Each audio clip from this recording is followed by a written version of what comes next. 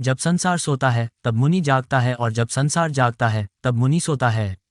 नमस्कार दोस्तों, तो कैसे हो आप। आज मैं फिर से एक और दिलचस्प कहानी लेकर आया हूँ। भगवत गीता में श्री कृष्ण ने अर्जुन से एक बात कही थी। श्री कृष्ण ने कहा था, जब संसार सोता है तब मुनि जागता है और जब संसार जागता है तब मुनि सोता है। क्या आप जानना चाहते हो कि क्यों श्री कृष्ण ने ऐसा कहा था?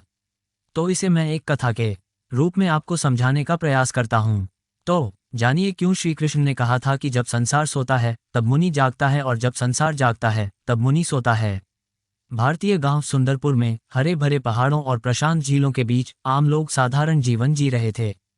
उनके दैनिक जीवन का केंद्र था काम, परिवार और कभी कभार महोत्सव। पर सुंदरपुर भी अपनी समस्याओं से मुक्त नहीं था। अधिक उपयोग, अनियंत्रित खपत और प्रकृति की अनदेखी सामान्य बात बन गई थी। सुंदरपुर के दिल में एक प्राचीन बरगद का पेड़ खड़ा था जिसमें सम्मानित संत स्वामी अनिरुद्ध निवास करते थे। गांव वालों का मानना था कि स्वामी अनिरुद्ध शताब्दियों से जिंदा हैं, हालांकि उन्होंने कभी उन्हें सोते हुए नहीं देखा। हर रात जब गांव अंधेरे में चला जाता था, स्वामी अनिरुद्ध की प्रतिमा बरगद के पेड़ के नीचे ध्यान में डूबी होती थी। एक दिन उत्सुक आंखों और मन में अनगिनत प्रश्नों वाली युवती अनिता स्वामी अनिरुद्ध के पास पहुंची। उसने साहसिकता दिखाई और पूछा, स्वामी जी, आप बाकी सभी की तरह आराम क्यों नहीं करते? क्या आपको कभी थकावट नहीं होती? स्वामी अनिरुद्ध ने अपनी गहरी आंखों को खोलकर कहा, बेटा, जब संसार अज्ञान में सोता है तो बुद्धिमान जागते रहते हैं। मेरा आराम तब आता है जब संसार अपनी जिम्मेदारी को समझता है। अनिता ने उनकी बातों पर विचार किया। अनिता पूरे दिन यही सोचती रही कि सोना और जागना क्या है।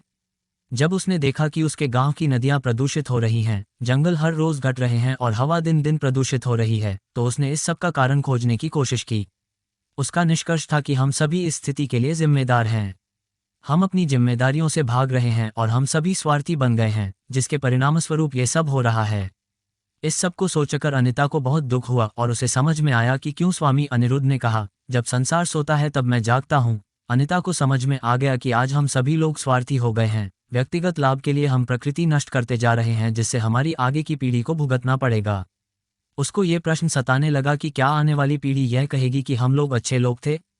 हमारी आत्मा सो गई है। और जिस तरह स्वामी अनिरुद्ध इस घोर अंधकार में लोगों को सही दिशा दिखाकर जगाने का काम कर रहे हैं, हमें हमारी सोच को बदलना होगा और इसे जगाना होगा। अनिता ने ठान लिया कि वो परिवर्तन लाएगी। वो सुंदरपुर के बच्चों को संगठित करने लगी और उन्हें पारिस्थितिकी, सततता और प्रकृति के साथ सामंजस्य के महत्व के बारे में जागरूक किया। बच्चे ये संदेश अपने घरों तक पहुंचाने लगे और इससे उनके परिवार भी पारिस्थितिकी के प्रति अधिक जागरूक होने लगे। महीने बीत गए और युवा पीढ़ी की मेहनत रंग लाने लगी। गांव में बदलाव आया, पेड़ लगाए गए, नदियां साफ की गई और सतत प्रथाएं जीवन का हिस्सा बन गईं। एक शाम को जब सूरज ने आसमान को गुलाबी और नारंगी रंग से सजाया, अनिता ने कुछ असामान्य देखा।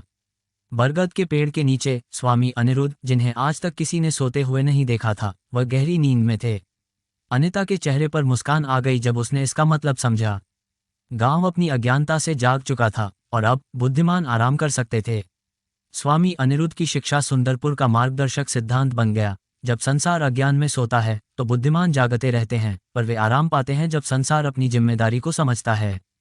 तो दोस्तों, मुझे यकीन है कि अब आप समझ गए होंगे क्यों श्री कृष्ण ने गीता संदेश में अर्जुन से कहा था कि जब संसार सोता है तब मुनि जागता है और जब संसार जागता है तब मुनि सोता है। इससे हम सभी को सीख लेनी चाहिए कि प्रकृति हमारी माता है और इसे संरक्षित करना हमारी प्राथमिक जिम्मेदारी है। हम सभी को अपनी अज्ञानता से जागने और हमारे आसपास के पर्यावरण को सहेजने के लिए प्रयासशील होना चाहिए। जब हम जागते हैं तो हमारी पृथ्वी भी फिर से हंसती है। और उन सभी मुनि रूपी लोगों का सम्मान और आदर करना चाहिए जो हमारे समाज को सही दिशा की ओर ले जाने का प्रयास करते हैं। ये मुनि रूप व्यक्ति आदरणीय हैं। और एक बात सोचकर जरूर कमेंट करके बताएं कि क्या हमारी आने वाली पीढ़ी यह कहेगी कि हम लोग अच्छे लोग थे? प्रणाम। अगर आपको ये कहानी अच्छी लगी तो कृपया इस चैनल को लाइक और सब्सक्राइब करें। आपका धन्यवाद।